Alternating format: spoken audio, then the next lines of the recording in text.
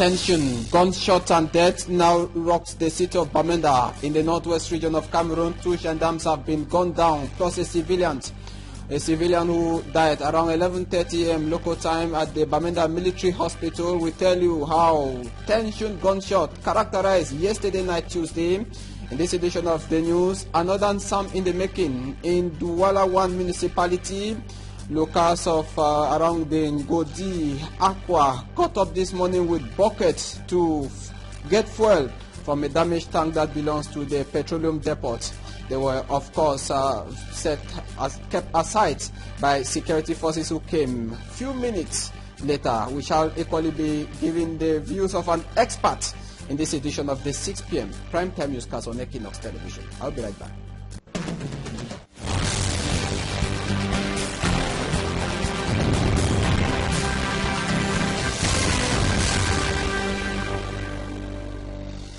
I am Fohan Sinchanji. Thanks for joining me in the 6 p.m. Primetime Newscast on Equinoxe Television. We are broadcasting live from Douala, Cameroon, Equinoxe Central News Desk. I told in the top stories 2 gendarmes and a civilian have died following gunshots that were heard yesterday night in Bamenda, the chief town of the northwest region of Cameroon. 1 gendarme was killed around Bafut, another around the government bilingual high school, Bayele. It comes barely 48 hours after 1 gendarme was killed in Jakiri in Bui division in the northwest region of the country. Details in the following report. Peaceful protests in Bamenda, capital of northwest of Cameroon, is gradually escalating to violence, with gendarmes now targeted. 3 days after Nunia Bienvenu was killed with his own weapon in Jakiri, Bui division in the northwest, unknown gunmen Tuesday night attacked and killed 2 gendarmes in Bamenda. Marshal de Logis chef Himla René from the Bafia Gendarmerie Squadron was shot dead at the Bafut Gendarmerie control point near mile 11 just after the Nsok quarter along the Bamenda Woon Road. He was not the only victim. Student gendarme Saleh David, on guard at the government bilingual high school Bayeli, was shot dead by unknown men around 4 a.m. He is said to have gone out of his control post to ease himself when the assailants gunned him down.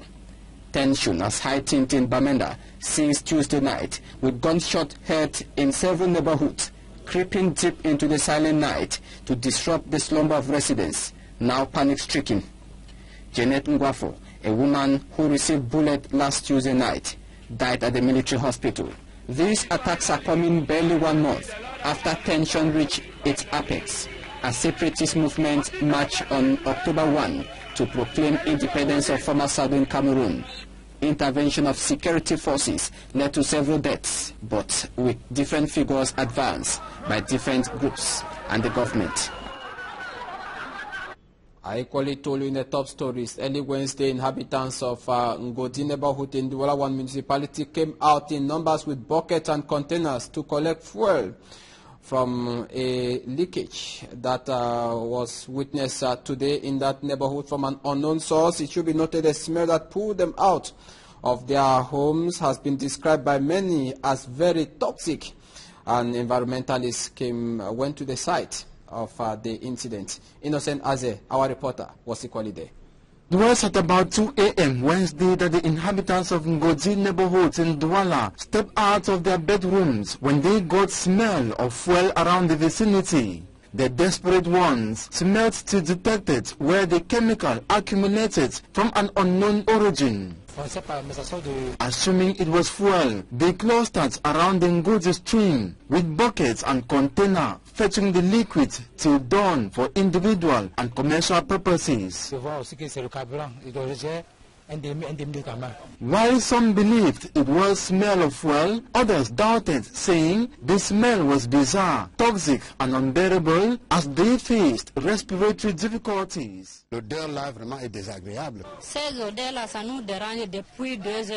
They had plans to communicate the matter to the littoral governor if authorities in charge of the environment and nature, plus those of the firefighting brigade, do not descend to the site to see for themselves and provide explanation or solution. Others nurse fear that a catastrophe or fire disaster might result in case if the flowing liquid on water is fuel.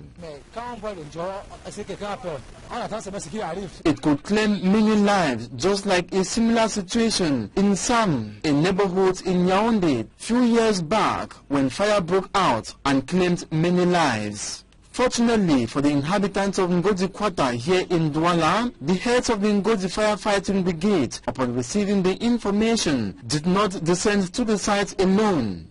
He alerted environmentalists from the Littoral Regional Delegation of the Environment and Protection of Nature, who as well arrived at the scene.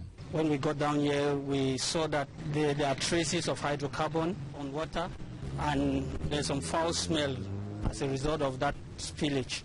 What we are going to do now is that we are going to open an investigation in order to determine the exact cause of this spillage, hydrocarbon spillage I mean, and then we shall be able to establish responsibilities and then mete out relevant sanctions with respect to this spillage. They collected a sample of the hydrocarbon chemical to be tested and analyzed in the laboratory. Meantime, the liquid yet to be confirmed by them as fuel is hazardous. Hydrocarbon spillage is not an environmental friendly thing. First of all, it is dangerous to the environment. There is spillage on this little stream, and the stream is flowing down with the hydrocarbon that has been spilled there, and you agree with me that biodiversity will suffer, and if there are other people who are using this water for domestic purposes, they are also going to suffer from that. And we also have other risks if the level is very high, because we have collected this sample for analysis. Is also very risky. We can easily have an incident, fire incident, and so on. The source of the strange liquid flowing in the stream is still unknown, even though the fuel scramblers say it is from the Cameroon Petroleum Depot, SADP, that has refuted allegations. The spillage is from the company. On our feature page, we take you to the innermost part of the Douala Central Prison in New Bell. It is a whole community in a community where inmates, though deprived of freedom to move out at will, equally have some degree of freedoms at the New Bell Central Prison. We have our reporter, Babila Jonathan. Cameroon's economic capital, Douala Central Prison. The aggressive atmosphere that usually reigned here in the past is gradually giving way to a more welcoming and peaceful temperature, with inmates of all categories relaxing and expecting visitors. In the section of minors, the teaching and learning process is well on course in a prison classroom. Among the minors is a 13-year-old orphan incarcerated in connection to the theft of a motorcycle.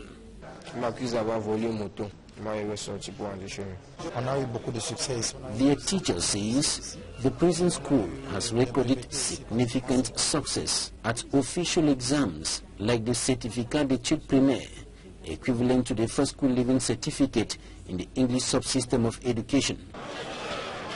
The female quarter is one of the cleanest sections of the Douala Central Prison. Female inmates have put in place a well-organized cleaning program for the section. Like the minors, they have been provided with varied training facilities by the prison administration. Some of them are trained in tailoring, computer-related jobs, and others in hairdressing. Here, the elderly or senior inmates have set up an integration path for young ones or new recruits, so to speak. Lovelyn says when new inmates join them, the mothers will receive them like their own children, and while they help them in some of their activities, they in return give them food and assist them in other aspects of their stay here.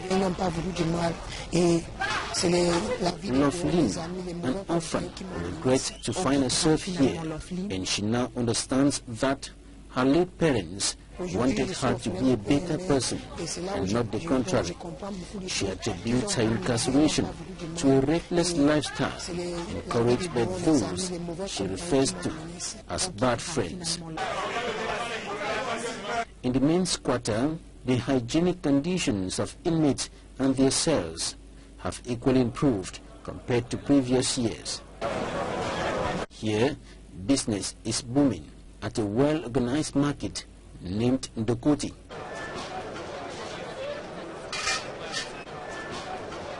Most of those doing business here are young men. Some of them are craftsmen who fabricate jewelries, while others weave bags. Prison officials tell us this is the cleanest male section of the prison. One of the craftsmen here, Etel Panjo, says he has been in jail for 33 years and has attempted to escape more than once to no avail. He is the eldest in terms of number of years spent in this incarceration center. Not far from this area is what could be described as a VIP lodge. The environment is more or less conducive with leisure facilities. And this is one of the high moments of every day. Time to eat. Some of them, who could be considered as food prefects, do the sharing on near equal measures. Despite the overcrowded nature of the Douala Central Prison, the registrar and his collaborators have been striving to improve on the well-being of inmates over the years, and he is the man on the ground. 33-year-old Sama Terence Dinger, head of the discipline department, says he has been implementing a vision that has brought about a significant change in the behaviors of the inmates. Now, 7 women have been discharged from the Yassa Gynec Obstetric and Pediatric Hospital here in Douala. The 7 were discharged Tuesday after the humanitarian organization Mercy Ships treated them of the obstetric fistula they suffered for many years now. Innocent Aze was present at the ceremony that was presided at by the governor of the Littoral region, Samuel Dedoneva Dibua. The beneficiaries of the free Mercy Ship services at the Yassa Gynec Obstetric and Pediatric Hospital in Douala 3 subdivision are 7 in number.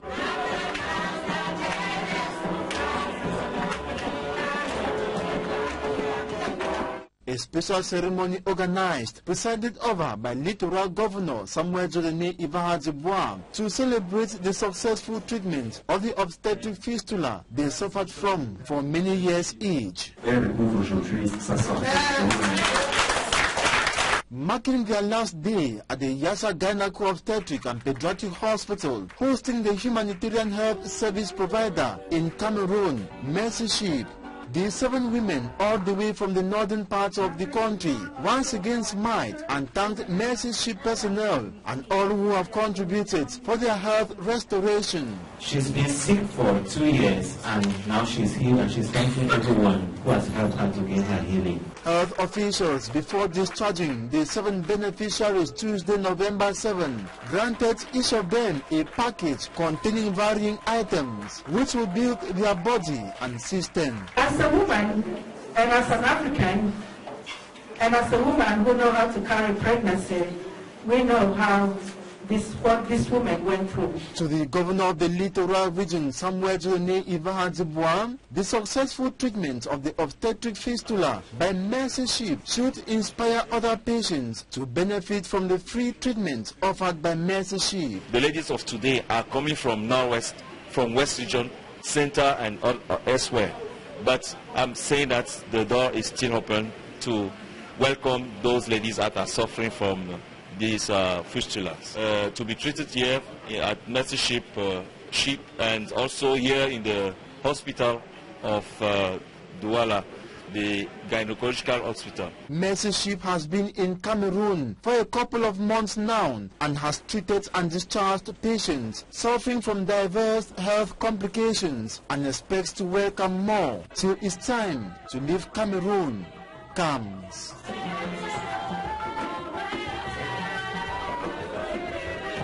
50 years of bloody dictatorship must come to an end. While now in news out of Cameroon, that was one of the many slogans splashed on banners in Togo Tuesday as thousands march on streets demanding the resignation of Nyasingbe. Details, Catherine Kone. A deepening political crisis in Togo as thousands take to streets across several cities Tuesday, demanding for the long-term president Nyasingbe to step down after 50 years of rule by his family. The peaceful protests turned to violence as the armed forces used tear gas to disperse the crowd. Several persons were killed and others injured, but it appears the government is softening its tough stance on protesters, saying it's open to talk with those who want the President Nyasingbe to step down. The protesters are calling for change in the country and also the implementation of a two-term limit for presidency. Nyasingbe has been in power since 2005. He took over his father, who ruled for 38 years. The president diffused tension in recent days by ordering the release of 42 protesters arrested since September during the crisis. Now in sport, we take you to Betua, where the population have been urged by sport facilitators from the far north and the east region of Cameroon to use sport as a tool to live in harmony and foster development. They encourage children who turn out massively for the sporting activities. We have Innocent Aze with the details. Over 50 sports coaches from the far north and east regions engaged in the 4-day sporting activities in Betua, chief town of the east region, recently. It was an initiative for the sporters to portray and educate others on the importance of sports and physical education as a mechanism that facilitates development and promotion of peace. The sports coaches do not only limit themselves in the training of football and handball professionals, but also to train sports and physical education teachers to nurse peace through sports. The project of community autonomization and the consolidation of peace promoted by the United States Program for Development is supported by the Israel Association, Nifalo, the Roger Millers Foundation, and the Israel and Japan ambassadors to Cameroon. Unlike unity in a football team, this sport facilitator says it was significant to seek assistance from the aforementioned actors. According to the sports coaches, these sporting activities was to enable the community cultivate the spirit of doing sports on a regular basis, and in all, to group the younger ones to live together in harmony. Training exercises with the children have permitted the sports coaches to embrace sports as a veritable factor to foster development and social cohesion. Impressing the ambassadors of Japan and Israel, the sports coaches were awarded attestations at the end of their formation. Tonight we shall be looking at the situation which we witnessed today around the Ngoji neighborhood in Douala 1 municipality. My guest tonight is a safety and security expert. He is Votmir Eric. With him we shall be looking at how inhabitants or locals are supposed to behave in times of in a situation like this. I'll be right back.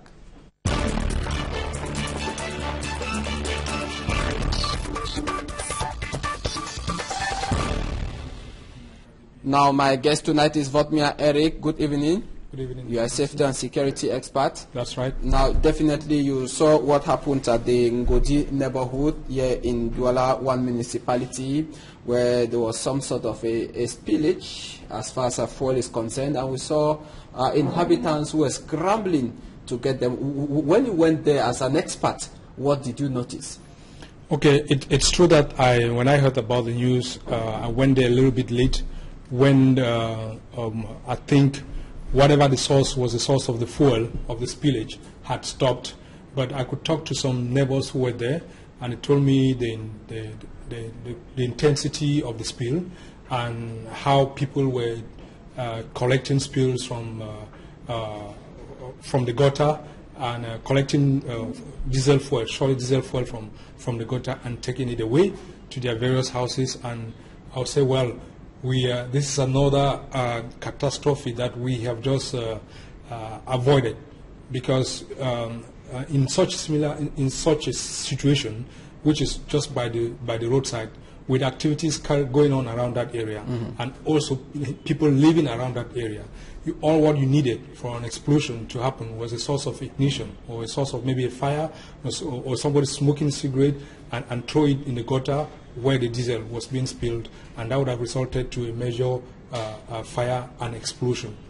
Now, what explains the fact that, before we come there, what explains the fact that when such an incident happens all over Cameroon, we've seen the Nsam, and 2 weeks ago we saw in Yaoundé, despite the dangers it poses to the security or the lives of locals, they scramble there to get even 1 liter. What explains this fact? I think the problem is that of ignorance, because ignorance of the causes of fire and explosion. Because if you are very much aware of what type of fire can result to such an incident, when you see a diesel spill or a petrol spill somewhere, you need to start running for your life, because the least source of ignition, for example, a bike can be passing and scratches somewhere, or 2 irons may spark, or somebody can throw a cigarette smoke or a thump, or if it is petrol, for example, you don't even need to come close in contact with the liquid for it to start fire. Just the vapor coming from the liquid is enough to leave from to get ignited from a distance. So the population should be sensitized that when you see such a thing around that area, instead of going there to look for fuel, to start thanking God for giving us free fuel and stuff like that, you should just escape and report to the police or to the gendarme or to the nearest people, and advise all those who are around that area to evacuate that area and look for solution, and so that whatever may be the cause of the spill can be stopped, and also the fire brigade can come and take care of the situation. You don't need to go close to them, because we've seen incidents whereby a truckload of fuel transporting has an accident on the road, and people come there to steal fuel, and at the end a vehicle passing by causes a spark, and the whole people and population get consumed by fire and explosion. Same thing that happened at some few years ago. So it's rather unfortunate that population are carrying out this act, maybe because of lack of sensitization, but they should be aware that anywhere you see spill of fuel, you need to report to the authorities and try as much as possible to evacuate the area. It's not by going to get a bucket of fuel and then lose your life. And also taking that to your house is more dangerous, because taking them to your house, you're cooking, the fuel sends out vapor, and it is that vapor that ignites. So you can cook in the kitchen and you have petrol in your house, in your parlor. That petrol, the vapor of that petrol can go right inside your kitchen and ignite. So you don't need to store fuel anywhere in your house. But many persons are doing that. You know, the common, what is commonly called funge or zua. It is stored in several homes. They sell them even on streets. We see them.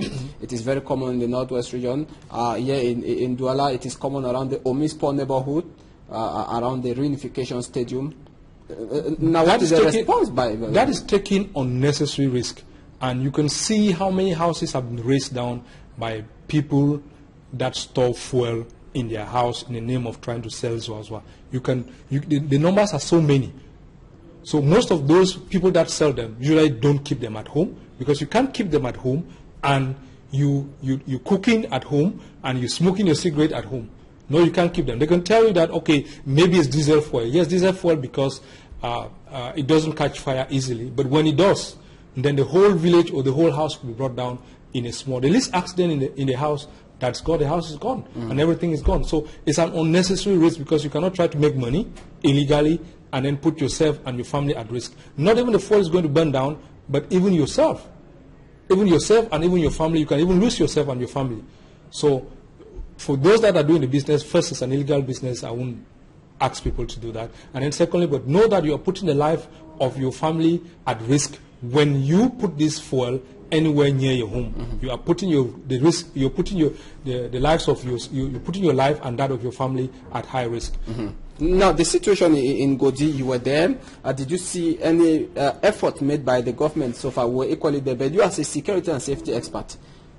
Well, maybe I came there a little bit late when everything has been. I could only get the smell of the fuel, which is also another health hazard because the smell of the fuel alone can kill somebody. You heard about last week in Yaoundé when somebody went into the storage tank to steal fuel, and it's something he's been doing all the time and couldn't come out. It was as a result of inhaling the vapors coming out from the fuel, because actually very, very hazardous, can cause asphyxiation and even death as well, and that's why he died as a result of that. He was working in a confined space and he was inhaling. He inhaled a large quantity of those of the diesel. So in addition to the fact that diesel can cause fire and explosion, it's also a serious health hazard. It can cause asphyxiation and can result to death.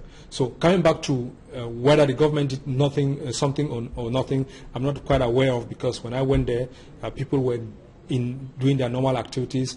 The source of the fuel, of the spill, or whether it was a pipe rupture or whatever, had been stopped, and you could not actually visibly, you could only see little quantity of oil in water. Okay, so the first safety measures to be taken in at the moment, because we're told in the morning that locals were told not to cook since morning.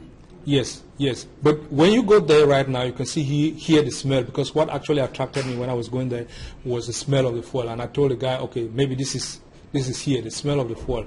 You know, diesel fuel, it's has a very offensive smell that whenever it's anywhere, and you should be able to catch the smell.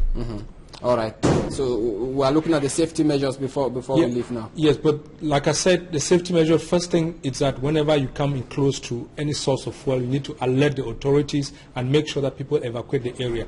Do not go to benefit from a liter or a bucket of fuel which does not cost 10,000 francs and lose your life. And then secondly, don't even take it to your house, because taking it to your house, you're transferring the risk to your own house, because you cannot store. Diesel fuel is stored in a special container to prohibit the vapor from emitting.